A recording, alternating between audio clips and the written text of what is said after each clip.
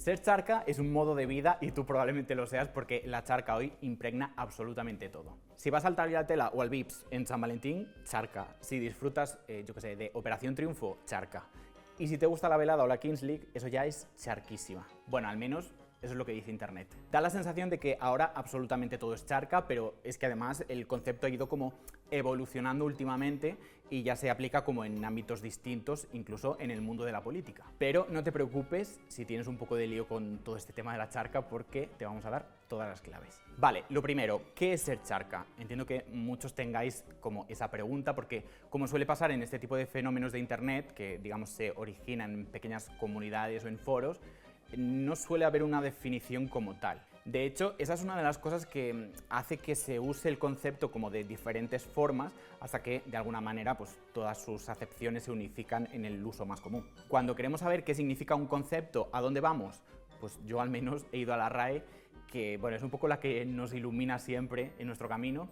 La RAE lo que dice es que una charca es un depósito algo considerable de agua detenida en un terreno.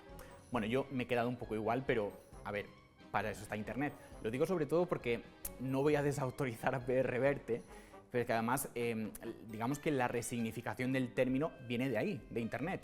Y las instituciones como la RAE pues, todavía no recogen el uso que se le da ahora a la palabra charca, sobre todo porque no está tan extendido. Una definición interesante del concepto es la de la escritora Gemma del Castillo, que le dedicó una entrada en su blog. Para ella el término charca se usa para referirse pues, a esas personas básicas, como sin personalidad y sin remordimiento por ello, esto es importante, que llevan a cabo comportamientos demasiado típicos sin cuestionarse siquiera por qué lo hacen. Normalmente se usa como para señalar de alguna manera a quien disfruta, digamos, activamente de la cultura de masas sin cuestionar básicamente sus dinámicas. El ejemplo paradigmático y muy recurrente es el de la gente que decide por gusto ir a cenar a cadenas de restaurantes que están especialmente masificadas. ¿Y de dónde viene la charca? Pues, a ver, es un poco complejo, digamos, de rastrear el origen exacto del término.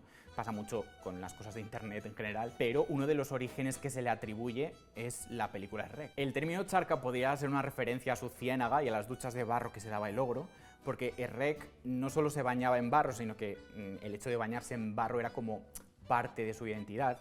Era como el lugar al que pertenecía sin cuestionarse el motivo. También hay quien rastrea este concepto más allá de lo que es la era de Internet, hacia unos inicios un poco más políticos. En concreto, el término charca se relaciona con unas declaraciones del líder bolchevique Vladimir Lenin. En su día, él, por ejemplo, animaba en sus escritos a luchar contra la charca.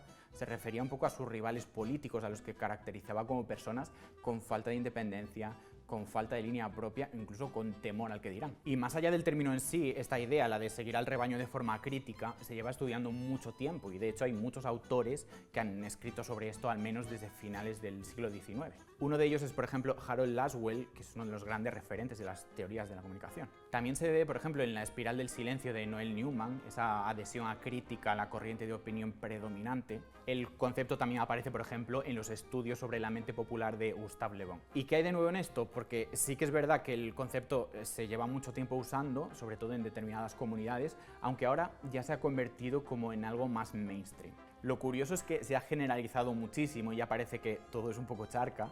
El término se empezó a usar como crítica para un comportamiento masivo y acrítico, pero aunque se mantiene un poco como en esa esencia, ya parece que se usa de forma totalmente indiscriminada en cualquier ámbito de la vida. La charca se ha ido extrapolando incluso al debate político, aunque no es algo demasiado raro porque la política ha bebido muchísimo en los últimos años de lo que es el potencial electoral que ofrecen todos estos fenómenos surgidos de Internet. No sé si os acordáis, pero en su día el PSOE hacía sus propios vídeos de puchainas socialistas y Sumar también solía subir a sus redes esos vídeos famosos de gatitos.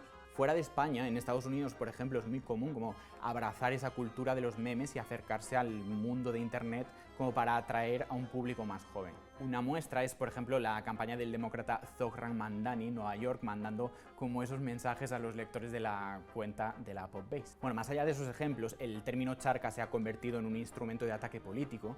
Ahora se utiliza sobre todo para referirse a los votantes más fieles de un partido, los que respaldan, digamos, sin cuestionar su gestión, sus propuestas o incluso sus declaraciones públicas. Así que nada, todo esto es, como en términos generales, ser charca. Lo curioso es cómo se ha ido generalizando el término y cómo ha provocado una especie de paradoja, porque si la mayoría de partidos o de ideologías lo son, ¿eso significa que todos nadan como en la misma charca? Y si estás perdidísimo con todos estos neologismos de lo que es la cultura de Internet, en el canal de YouTube de Neutral hemos publicado otros vídeos en los que explicamos conceptos como, por ejemplo, qué es un incel, qué es una femcel o en qué consiste el movimiento Tradwife.